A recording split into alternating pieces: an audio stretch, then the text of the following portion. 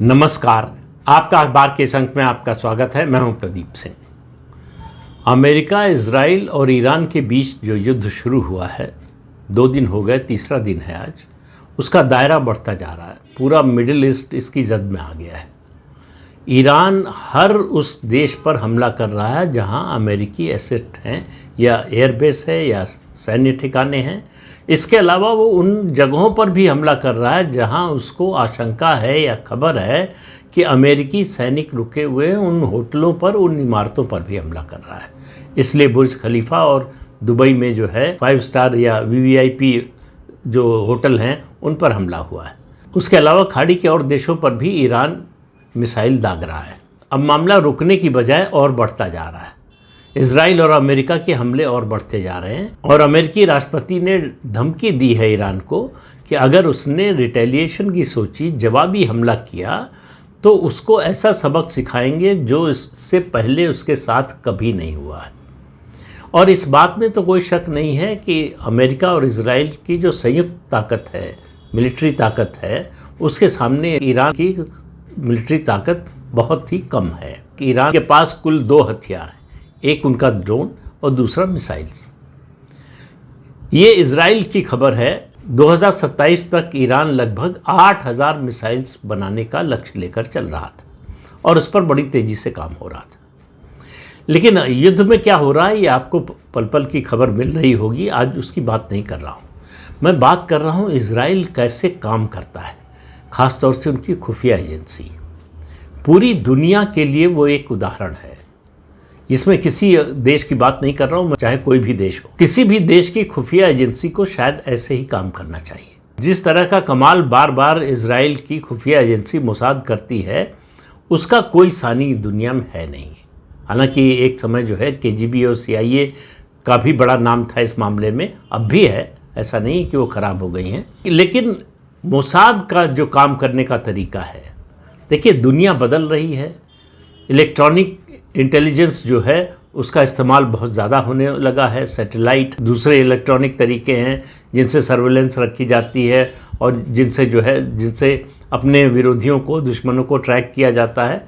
लेकिन इजराइल का जो जासूसी का तरीका है वो कॉम्बिनेशन है मॉडर्न वॉरफेयर में जो इलेक्ट्रॉनिक गैजेट्स इस्तेमाल होते हैं, इलेक्ट्रॉनिक इक्विपमेंट इस्तेमाल होते हैं, टेक्नोलॉजी इस्तेमाल होती है, उसके अलावा ह्यूमन इंटेलिजेंस। और दुनिया भर के रक्षा विशेषज्ञ मानते हैं कि ह्यूमन इंटेलिजेंस का कोई रिप्लेसमेंट नहीं है, उसका कोई जवाब नहीं है। और उसकी एक्यूरेसी जो होती है वो किसी भी मॉडर्न जो इलेक्ट्रॉनिक इक्विपमेंट हैं वो उससे उसका कोई मुकाबला नहीं है।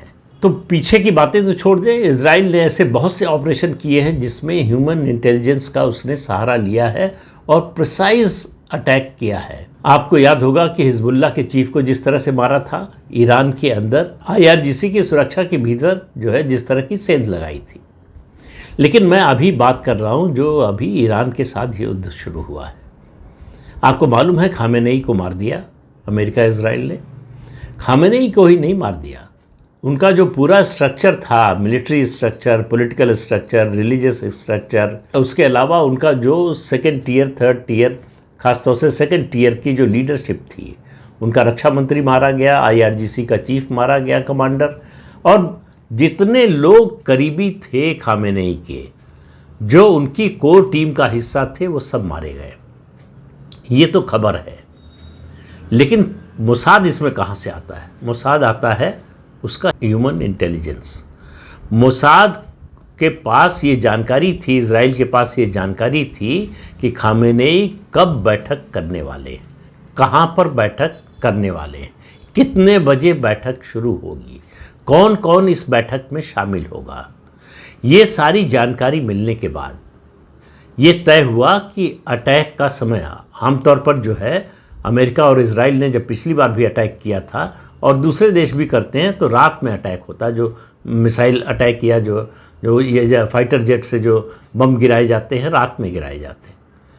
पहली बार ऐसा हुआ कि दिन के उजाले में अटैक हुआ, सुबह 8:15 बजे, जब उनकी पूरी कोर टीम खामेनेई की इकट्ठा थी। कितना एहतियात बरतते हैं इससे समझिए कि खामेनेई का जो सबसे करीबी है सुरक्षा सलाहकार जो था, कहते हैं कि उसको भी खामेनेई से जब मिलना होता था तो उसको ब्लाइंड फोल्ड करके ले जाते थे, यानी आंख पर पट्टी बांध कर ले जाते थे। मालूम नहीं होता था कि कहाँ जा रहा है, वहाँ पहुँचने पर ही आंख खोली जाती थी। अब इस तरह के सुरक्षा घेरे में अब कहा यह जा रहा है कि उनके आसपास के जो लोग थे उनमें इजराइल ने अपने लोग प्लांट किए थे या उनके लोगों को खरीद लिया था, या जो लोग खामेनेई के विरोधी थे वो बिकने को तैयार थे, इस तरह से भी आप कह सकते हैं। तो ये प्रिसाइज इंफॉर्मेशन कि कब बैठक होगी, कहाँ पर होगी, कितने लोग शामिल होंगे, ये सब जानकारी थी। इस जानकारी के कारण ही इतनी बड़ी सफलता पहली स्ट्राइक में अमेरिका और इजराइल को मिली। लेकिन ये तो एक बात है, ये तो सबको मालूम है कि उनको इंटेलिजेंस मिल गया था, उनको जानकारी मिल गई थी। ऐसा नहीं कि उन्होंने हमला किया और इत्तेफाक से वो लोग मौजूद थे इसलिए मारे गए। जानकारी थी इसलिए हमला किया, इसलिए मारे गए। लेकिन एक काम जो इजराइल ने किया, मुझे लगता है दुनिया में शायद कोई और एजेंसी या कोई और देश नहीं कर पाया होगा, और वो है खामेनेई के मारे जाने की तस्वीर, उसकी डेड बॉडी की तस्वीर सबसे पहले इजराइल ने ईरान को दिखाई। ईरान की सुरक्षा व्यवस्था, ईरान के IRGC या उनकी जो भी इंटेलिजेंस और है, उन सबको मात देते हुए इजराइल ने फोटो भेजकर बताया कि ये है देखो खामेनेई की डेड बॉडी। अब इस तरह की इंटेलिजेंस जाहिर है कि किसी सैटेलाइट की इमेज से फोटो नहीं मिल सकती है। ये कोई ऐसा व्यक्ति है जो वहाँ पर मौजूद था, उस घटना के बाद, इस अटैक के बाद वहाँ पहुँचा, उसने फ़ोटो खींची, इजराइल की जो है इंटेलिजेंस को भेजा और फिर इजराइल की इंटेलिजेंस ने ईरान को बताया। आप इससे समझ लीजिए कि खामेनेई का जो पूरा सुरक्षा तंत्र था वो कितना कॉम्प्रोमाइज था। यही तरीका अपनाते हैं ऐसे देश। आपको याद होगा अभी वेनेजुएला में जो हुआ, अमेरिका ने जो किया, जिस तरह से वहाँ के राष्ट्रपति और उनकी पत्नी को उठा लिया, कोई रेजिस्टेंस नहीं हुआ। ऐसा नहीं, कोई रेजिस्टेंस करने वाला था नहीं। अमेरिका कई महीनों से काम कर रहा था, CIA काम कर रहा था, कई महीने पहले से जो काम कर रहे थे उसमें ज़्यादातर लोगों को खरीद लिया, अपनी तरफ मिला लिया, अपने लोग वहाँ प्लांट किए। तो उनको पूरी जानकारी थी कि पूरा उनका दैनिक कार्यक्रम क्या है, कहाँ जाते हैं, कहाँ बैठते हैं, किस समय कहाँ होते हैं, किन लोगों से मिलते हैं, ये सारी जानकारी थी। और उनका जो सुरक्षा घेरा था उस पर जो लेज़र कहते हैं, अब इसकी कोई पुष्टि किसी तरफ से नहीं हुई है, लेज़र बीम से जो अटैक किया, उनको डीकैपेसिटेट कर दिया। वो किसी हालत में बताते तो ये हैं कि उनके मुंह से, नाक से खून बहने लगा था इस अटैक के बाद, इसलिए कोई रेजिस्टेंस दिखाई नहीं दिया। तो अमेरिका इसी तरह से काम करता है, इजराइल इसी तरह से काम करता है। और ऐसा नहीं है कि हमारे देश की जो खुफिया एजेंसी है, raw research and analysis wing, वो कोई बहुत पीछे हो। उसने भी ऐसे ऑपरेशन किए हैं। 2 का जिक्र करना चाहूँगा, एक बहुत ताज़ा है, एक थोड़ा पुराना। ताज़ा है जो हमने बालाकोट में एयर स्ट्राइक की थी। रॉ को ये पता था कि वहाँ पर कितने 100 आतंकवादियों के जो सरगना अलग अलग कमांडर हैं वो बैठक के लिए आ रहे हैं। कहाँ रुकेंगे, जंगल के बीच में किस जगह पर बिल्डिंग बनी है जिसमें आकर ये रात में रुकेंगे। 2 दिन का सम्मेलन था उनका। कौन कौन होगा, और उसके बाद ये ह्यूमन इंटेलिजेंस थी, और उसके बाद इलेक्ट्रॉनिक इंटेलिजेंस कि कितने मोबाइल फ़ोन उस इलाके में एक्टिव है। उसके बाद ये एयर स्ट्राइक हुई। दूसरी घटना थोड़ी पुरानी है, आपको याद होगा मुशर्रफ आर्मी चीफ थे और भारत में अटल बिहारी वाजपेयी देश के प्रधानमंत्री थे। मुशर्रफ ने आर्मी चीफ रहते हुए फिर ये तय किया कि उनके सलाहकारों ने कहा कि लेजिटिमेसी के लिए ज़रूरी है कि आप राष्ट्रपति बन जाएं, तो उन्होंने फैसला किया कि वो राष्ट्रपति भी बन जाएंगे। उनके कोर ग्रुप की बैठक हुई जिसमें कहते हैं 5 से 7 लोग सिर्फ थे। उस बैठक में तय हुआ कि मुशर्रफ को अब राष्ट्रपति घोषित कर दिया जाए और इसकी सूचना सार्वजनिक कर दी जाए। जनरल परवेज़ मुशर्रफ उस बैठक से निकले, उसी समय प्रधानमंत्री अटल बिहारी वाजपेयी का फ़ोन गया, कहा बधाई हो राष्ट्रपति जी। कहते हैं कि मुशर्रफ बिल्कुल सकते में आ गए। उनको समझ में नहीं आया कि इतने क्लोज ग्रुप में जो फैसला हुआ, वो डिस्कशन के बाद उस मीटिंग रूम से वो बाहर निकल रहे हैं और भारत के प्रधानमंत्री उनको बता रहे हैं कि क्या फैसला हुआ। रॉ को अगर जनता पार्टी के समय में मोरारजी देसाई ने बर्बाद न किया होता, फंडिंग रोक दी, तमाम तरह के प्रतिबंध लगा दिए, उसकी वजह ये थी कि मोरारजी को लगता था कि रॉ इंदिरा गांधी के काले पैसे को विदेश में इन्वेस्ट करने में, बाहर भेजने में मदद करता था। उसके लिए रॉ का गठन किया था इंदिरा गांधी ने, जो कि बिल्कुल गलत था। उसके अलावा मैं आपको बता चुका हूं कि एक IFS ऑफिसर हुआ जो ईरान में एम्बेसडर था, जो बाद में देश का उपराष्ट्रपति बना 2 टर्म, हामिद अंसारी।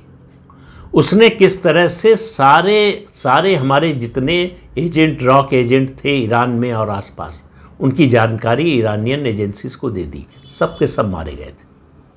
उसके अलावा उससे पहले धक्का लगा था जब इंद्र कुमार गुजराल प्रधानमंत्री थे और ये अमन की आशा और गंगा जमुनी तहजीब और भारत पाकिस्तान दोस्ती महासंघ, इन सब की बात होती थी। उस समय गुजराल ने कहा कि दोनों देशों के बीच में इस तरह के दुश्मन देशों की तरह व्यवहार नहीं होना चाहिए। उन्होंने भारत के जितने खुफिया एजेंट थे उन सब की जानकारी पाकिस्तान को दे दी और एक एक करके सब मारे गए।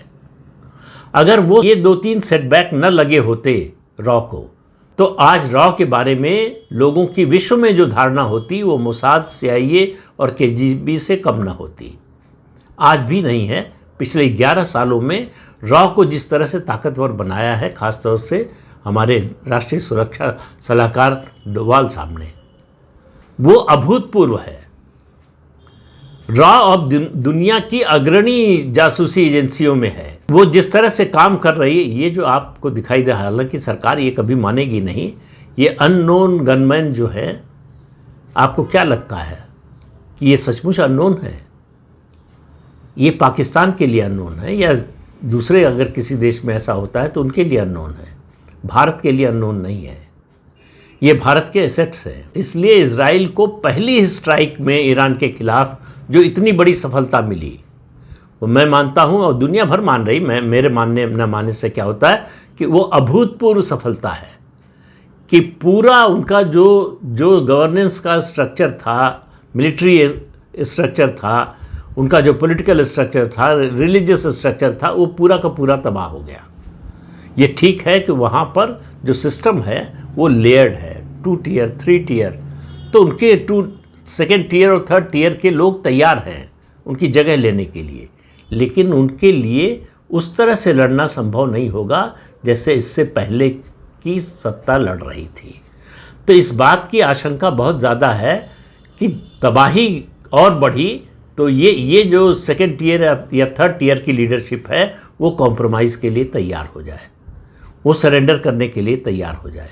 ये होगा कि नहीं पता नहीं, लेकिन ज़्यादातर विशेषज्ञों का मानना है कि ये युद्ध 7 से 10 दिन, इससे ज़्यादा नहीं चलने वाला है। ईरान असल में पूरी दुनिया में इस समय अकेला पड़ गया है।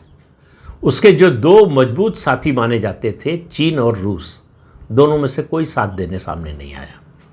न तो चीन आया है न रूस आया है। ईरान ने जो अपनी बदले की कार्रवाई है उससे खाड़ी के देश जो उसके साथ थे या कम से कम उसके खिलाफ नहीं थे, उनको अपने खिलाफ कर लिया। अब सऊदी अरब कह रहा है कि जो भी ईरान पर अटैक करेगा हम उसका साथ देंगे और हम भी अटैक करेंगे। इंग्लैंड जो पहले ही घोषणा कर चुका था कि वो अपने एयरबेस, अपने सैन्य ठिकानों का इस्तेमाल ईरान के खिलाफ स्ट्राइक के लिए अमेरिका को नहीं करने देगा, अब वो तैयार हो गया है।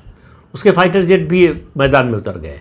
इसके अलावा इजराइल के प्रधानमंत्री नेतन्याहू जर्मनी और फ्रांस से भी संपर्क कर रहे हैं कि वो भी साथ आए।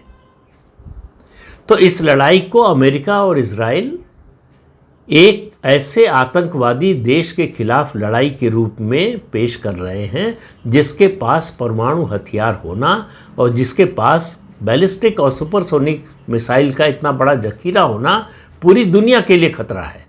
ये केवल इजराइल और अमेरिका के लिए खतरा नहीं है, पूरी दुनिया को जो खतरा है उस खतरे को टालने के लिए ईरान के खिलाफ ये कार्रवाई हो रही है। और अभी तक के जो संकेत हैं, ईरान जो है सरेंडर करने के लिए तैयार नहीं है, लेकिन वो कब तक टिकेगा, सवाल इसका है। तो इस अंक में इतना ही। अगले अंक में फिर मिलेंगे किसी नए मुद्दे के साथ। तब तक के लिए अनुमति दीजिए।